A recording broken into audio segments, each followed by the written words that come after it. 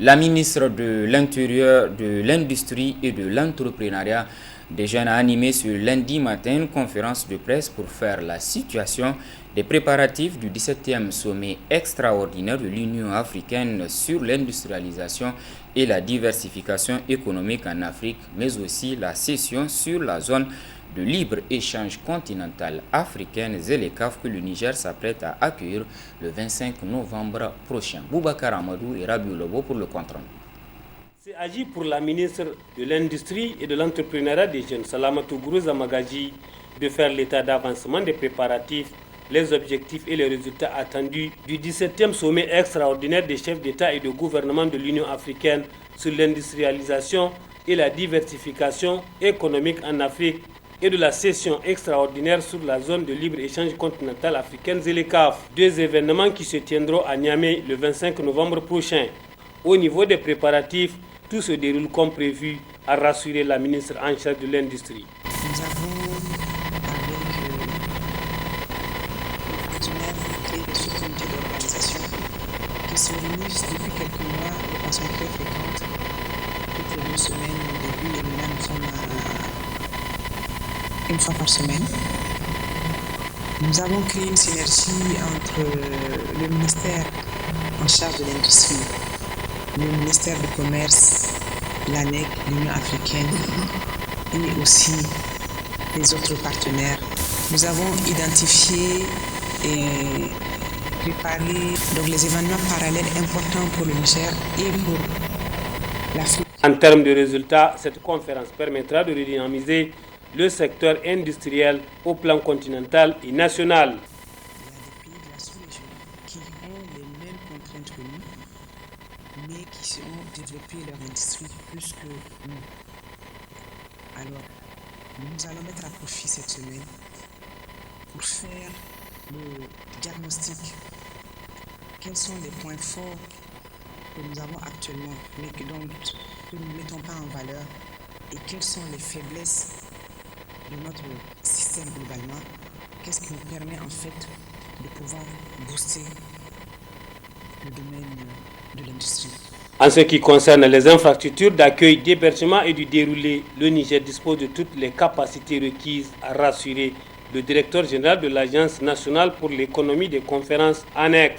Pour nous aujourd'hui, grâce aux acquis que j'avais évoqués en début de mon intervention et des dispositifs institutionnels qui est mis en place avec la création de l'ANEC, vous voyez, on a fait pratiquement 3 ans en train de préparer l'UA et on vous en parle tous les jours.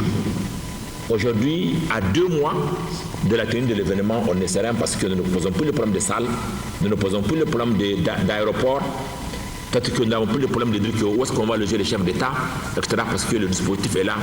Une réunion, qu'elle soit celle des chefs d'État ou des experts, est pratiquement pour nous un événement entre guillemets ordinaire, mais simplement avec peut-être que des exigences ou des mobilisations, des implications plus importantes. Occasion saisie par les journalistes de soulever quelques inquiétudes auxquelles la ministre et ses collaborateurs ont donné d'amples explications. Au cours de ces 2 événements, il est attendu plusieurs centaines de participants en présentiel comme en visioconférence et une 60aine d'activités. Ouverture ce lundi matin au Palais des Congrès de Niamey de la première édition de la Semaine nationale du foncier rural, placée sous le haut patronage du ministre de l'Agriculture. Cette Semaine nationale du foncier rural vise à créer un cadre de dialogue entre tous les acteurs intéressés par la gestion du foncier rural, faire le bilan régulier sur les engagements pris par les différents acteurs et améliorer les stratégies de mobilisation des ressources pour la sécurisation foncière. Les explications dans ce résumé. Le Niger a fait un grand pas dans le domaine du foncier rural car disposant d'un arsenal juridique et d'une administration foncière spécialisée chargée de conduire et de mettre en œuvre les choix du gouvernement, notamment la politique foncière adoptée le 9 septembre 2021. Que la semaine du foncier rural offre, comme le disait récemment le président du comité d'organisation de la semaine nationale du foncier rural, un cadre pour accélérer et suivre la mise en œuvre de la politique foncière rurale tout en appréciant les contributions de tous les acteurs. La politique foncière rurale fournir les orientations et les actes devant permettre d'améliorer la gestion du foncier rural et donc des ressources naturelles dont dépend une grande partie des activités socio-économiques dans notre pays. La société civile attend impatiemment la mise en place de l'observatoire multi-acteurs sur le foncier rural. D'ores et déjà, pour notre part, la société civile a déjà organisé un atelier de réflexion sur la politique foncière avec l'appui du comité technique foncier et développement sur le financement de l'AFD et l'accompagnement du GRET. Cet atelier a conduit avec le lead de la plateforme paysanne du Niger à l'élaboration d'une feuille de route, mais aussi, surtout, à la mise en place d'un consortium pour le suivi de la mise en œuvre de la politique foncière au Niger. Pour les partenaires du Niger, le foncier rural est une thématique clé et leur axe de collaboration repose sur des actions qui permettent de garantir le régime foncier et les droits de propriété pour la stabilité et la prospérité. Le renforcement du régime foncier et des droits des propriétaires est si important pour créer des incitations pour améliorer la productivité agricole, réduire la faim et la pauvreté, pour promouvoir l'égalité des genres et permettre l'autonomisation économique des femmes et des jeunes. Elle permettra à l'ensemble des acteurs du foncier d'avoir une vue globale du fonctionnement des structures et institutions du foncier, d'analyser les forces et faiblesses, les opportunités et les menaces de l'ensemble du dispositif afin de ressortir les recommandations fortes pour davantage aller à l'avant en matière de foncier rural. Les États généraux sur le foncier rural tenus du 13 au 16 février 2018 avec la participation de toutes les 8 régions a certainement été le plus large cadre d'échange et de dialogue que le Niger ait connu dans le domaine de la gouvernance foncière. Cette grande rencontre, en plus d'avoir permis une analyse approfondie des défis et enjeux fonciers, a confirmé comme recommandation phare l'élaboration d'une politique foncière rurale. Suivant cette recommandation et à l'issue d'un processus participatif, inclusif et itératif de 4 ans, 2018-2021, notre pays s'est doté d'une politique foncière rurale. Cette première semaine nationale du foncier rural s'inscrit donc naturellement en droite ligne de la mise en œuvre de la politique foncière rurale du Niger. La semaine nationale du foncier permettra de pousser les réflexions, mais aussi de faire les points, réguler les enjeux, défis et opportunités afin d'améliorer les performances des services en charge de la gestion du foncier rural, une satisfaction aux besoins de la population. Le ministère de la Santé publique, de la Population et des Affaires sociales, avec le soutien du système des Nations Unies, a célébré ce lundi la journée mondiale dédiée à la santé mentale à l'hôpital national de Niamey. La sensibilisation sur l'importance de la santé mentale et le soutien psychosocial étaient au centre de la célébration de l'édition 2022, résumé Aïchatou Mahamoudou et Omar Boukari.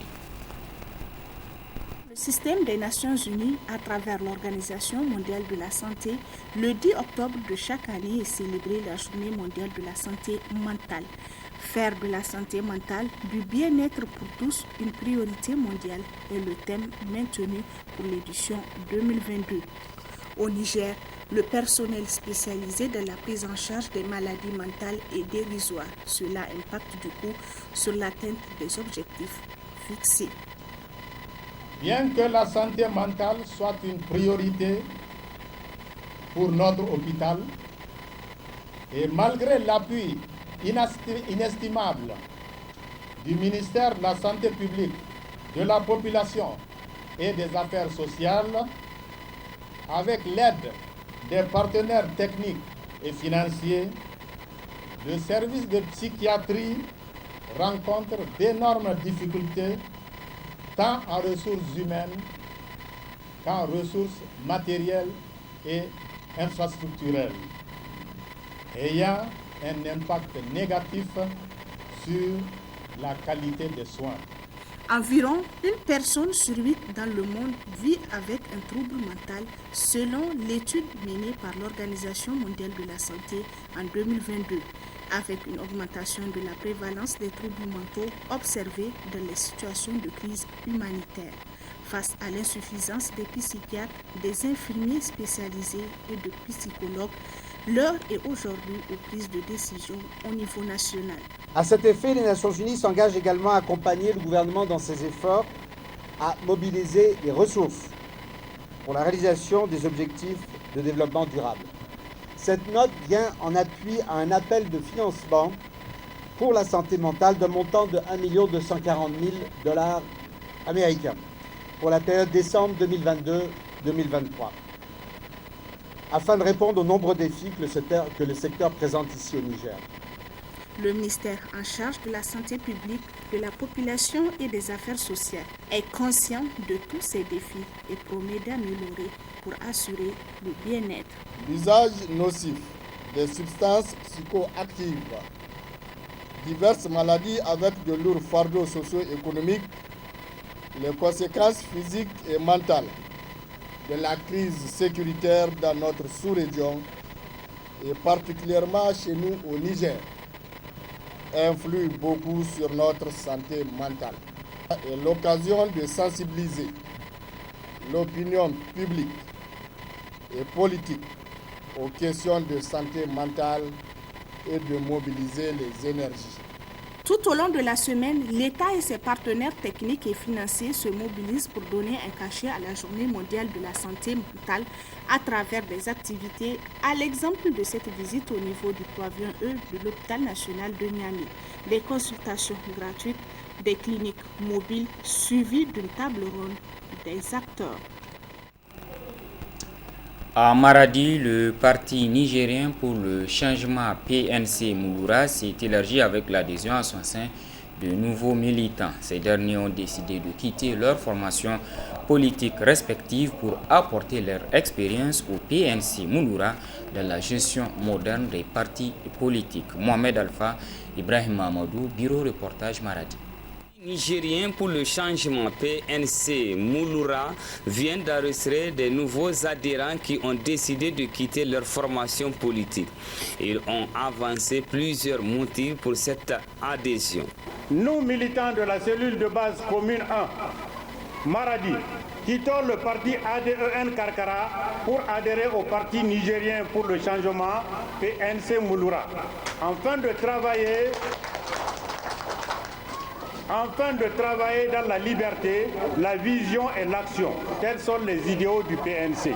Ces nouveaux adhérents ont demandé à leurs partisans et sympathisants de venir se rejoindre à eux afin de faire du PNC Mouloura un parti rassembleur pour le renforcement de la démocratie et l'unité nationale. Nous appelons tous les Nigériens épris de ces mêmes idéaux de nous rejoindre pour faire front commun. La porte leur est grandement ouverte. Le PNC Mouloura a pour ambition de restaurer la paix, la sécurité, consolider les institutions de la République pour bâtir une société basée sur le travail, le mérite, la justice et l'éthique afin de booster l'économie du Niger. Maradi a abrité du 7 au 9 octobre 2022 la 18e Convention nationale de la Jeune Chambre internationale JCI Niger sous le thème « Jeunesse nigérienne à l'entrepreneuriat, quelle perspective ?» La rencontre a enregistré la présence des autorités régionales de Maradi et de plusieurs autres invités de Maraka. Samira Issa Ali Maïga et Ibrahim Amadou, toujours bureau reportage de Maradi. Jeunesse nigérienne à l'entrepreneuriat, quelle perspective? C'est le thème de la 18e Convention nationale de la Jeune Chambre internationale Niger, JSI, tenue à Maradi du 7 au 9 octobre 2022. Le thème de cette convention, Jeunesse nigérienne face aux défis de l'entrepreneuriat, quelle perspective, servira de base à la jeunesse et leur organisation pour encadrer et former les jeunes afin de faire face aux défis du manque d'emploi dans ce contexte de crise. Je suis Moussa Ibrahim Mahambassir, chef de projet de cette 18e Convention nationale. Gérer un projet, c'est un défi. Gérer un projet d'une envergure nationale est un grand défi. Tous ensemble, avec l'ensemble de mes collaborateurs, Nous avons pu de façon très efficace à relever ces défis-là, car à la JCI, on a l'habitude de dire que leading is our duty. La Convention nationale est une manifestation de la Jeune Chambre internationale qui annonce la fin du mandat, mais également l'occasion d'échanges et d'informations sur les activités passées. Je puis affirmer avec conviction que la JC est une véritable école de la vie qui permet d'acquérir des compétences à travers les formations que vous dispensez, des projets au-delà de l'âge et de la profession qui permettent de sensibiliser les jeunes sur les défis actuels, de réfléchir ensemble et d'échanger sur divers sujets intéressants pour le développement de notre pays. Présente dans plus de 120 pays au monde, la Jeune Chambre internationale regroupe à son sein des jeunes âgés de 18 à 40 ans dont la mission principale est d'offrir des opportunités de développement aux jeunes en leur donnant la capacité de créer des changements positifs dans leur communauté. La page TLP Niger à Maradi a tenu dimanche dernier son assemblée générale et au cours de cette assemblée générale, il a surtout été question du renouvellement du bureau régional du TLP Maradi. Youssouf Haïdara Ibrahim Amadou pour le compte-rendu. Le rôle de la société civile dans la lutte contre le banditisme armé dans la région de Maradi, c'est le thème choisi pour la tenue du deuxième assemblée générale du tournoi La Page Niger, section de Maradi. Au cours de cette assemblée générale, il a été question du renouvellement du bureau régional et également d'expliquer le rôle du tournoi La Page Niger comme organisation de la société civile. Nous avons décidé de parler aujourd'hui du banditisme armé. Quand vous regardez le Niger, à l'instar des autres pays du Sahel, souffre du banditisme armé et du terrorisme. À Maradi n'est pas épargné. Maradi vit aujourd'hui le problème d'insécurité, surtout les banditismes armés dans les communes de Gadi, Tchibiri, Safo et plusieurs autres communes. Raison pour laquelle nous avons choisi ce thème pour voir, étant organisation de la société civile, quel est votre rôle et les responsabilités qui nous incombent dans la lutte pour lutter contre le banditisme armé dans la région de Maradi. Nous ne sommes pas des opposants. Nous nous opposons à qui que ce soit, mais nous nous opposons effectivement à des contre-valeurs. Nous avons des principes que nous respectons. Nous nous battons contre la malgouvernance. Nous nous battons contre le détournement des deniers publics, nous nous battons contre la corruption, nous défendons la démocratie et l'état de droit. Pour la tenue de cette deuxième assemblée générale, tournons la page Niger, section Maradi, bénéficie du soutien des autorités de la dite région.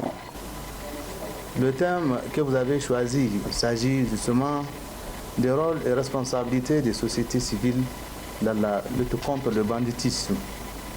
Un sujet pertinent, d'actualité, qui fait priorité dans les décisions, dans les priorités des plus hautes autorités de ce pays.